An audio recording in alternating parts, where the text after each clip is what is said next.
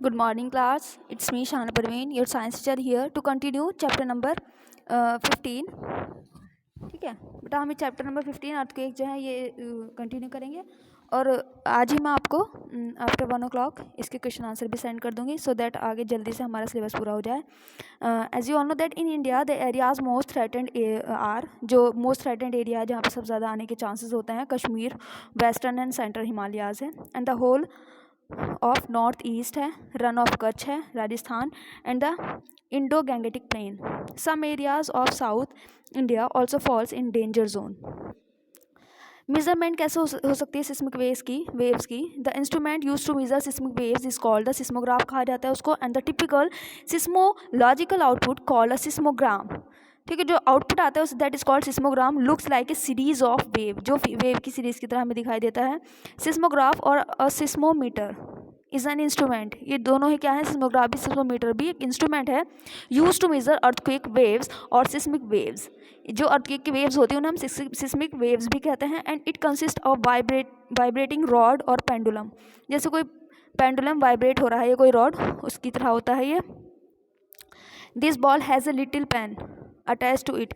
इस बॉल के साथ क्या है, एक छोटा सा पेन है, आपको फोटो में दिखाई दे रहा है, right. This ball has a little pen attach to it and the tip of the pen touch a sheet of a paper की शीट से टच होता है pen, placed on a fixed base, जो एक फिक्स्ड प्लेस पर fix होता है. ठीक है.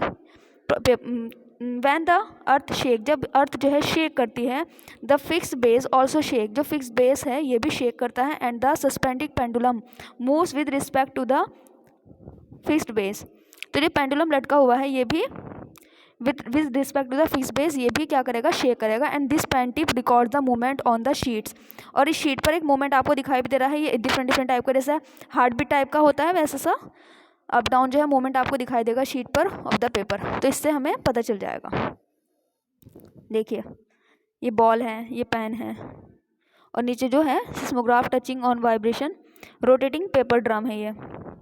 तो इस तरीके से इस पर वेव्स का फॉर्मेशन हो जाएगा. And the magnitude of an earthquake can be determined from data recorded by a seismograph. जो मैग्नीट्यूड होगा अर्थक्वेक का वो हम कैसे डिटरमाइन कर सकते हैं, वो जो हमें डेटा आया है, डेटा रिकॉर्डेड हुआ है बाय ए सिस्मोग्राफ के through. And the most common scale use to measure the magnitude of an earthquake is the Richter scale. जो होता है उससे हम मैग्नीट्यूड जो है अर्थक्वेक का वो मेजर कर सकते हैं. अर्थक्वेक ऑफ 2.0 से 4.0 on the Richter scale is not very dangerous. अगर रिश्टर स्केल पे जो अर्थक्वेक का जो वाइब्रेशन हो रहा है वो इतना है 2.0 से 4.0, तो ये बहुत ज़्यादा डेंजरस नहीं है. लेकिन मोर देन 4 से 8 तक जो है मॉडरेट होगा to severe earthquake. Moderate to severe हो जाएगा, मतलब माइल्ड भी हो सकता है, बहुत ज़्यादा भी हानि हो सकती है. और earthquake greater than 8 is very destructive. अगर अर्थक्वेक की जो रिश्टर स्केल पे जो मेजरमेंट है वो 8 से ज़्यादा है उस स्केल पर, तो वो बहुत ज़्यादा कैसा होगा, डेस्ट्रक्टिव होगा. चार्ल्स फ्रांसिस रिश्टर जो थे उन्होंने डेवलप किया था रिश्टर स्केल 1935 में. And now the term is precaution that what we should do in duration of the earthquake. The precautions against earthquake are the consults qualified architect and structural engineers while building your house. जब हम घर बना रहे होते हैं ना तो हमें आर्किटेक्ट जो होते हैं उनकी राय लेनी चाहिए, उनसे अपना घर का नक्शा बनवाना चाहिए मैप, ठीक है, सो दैट कि हमारा जो घर बन रहा है, जो बिल्डिंग बन रही है, जो इंफ्रास्ट्रक्चर हम बनाने वाले हैं वो ऐसा हो कि वो एक तरह से हम कह सकते हैं अर्थक्वेक विरोधी, मतलब अर्थक्वेक से हमारे घर को कोई हार्म ना हो, इस तरीके का हम बना सकते हैं बिल्डिंग को. फिर है इन हाईली सिस्मिक एरियाज, जो more prone to earthquake areas जो होते हैं बेटा, वहाँ पर क्या करना चाहिए, areas the use of mud और timber is better than using heavy construction materials. जो हाईली सिस्मिक एरियाज होते हैं हम टिम्बर का घर बना सकते हैं, हैवी कंस्ट्रक्शन मटेरियल का नहीं बनाएंगे, क्योंकि मिट्टी वगैरह से इतनी हानि नहीं होती जितना आपको बताया सीमेंट हमारे सर पर अगर गिर गया तो हम गए काम से, right.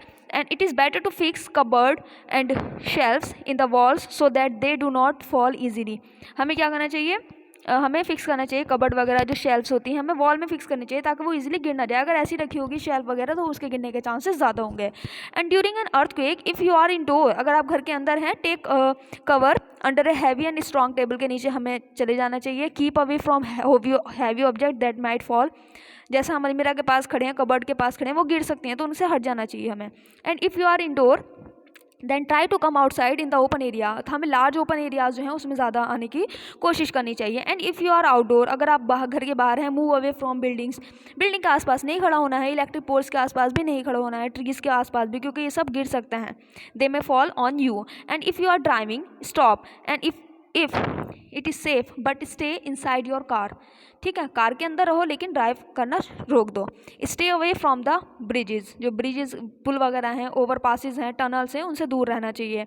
And do not stay under electric wire और near the electric pole. Electric pole आपको पता है गिरेगा तो डबल हानि होगी हमें।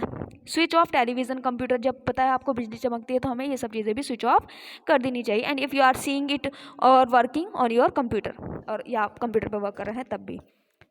तो बेटा मैं आपको 1 o'clock इसकी वो भेज दूंगी पूरे की पूरी।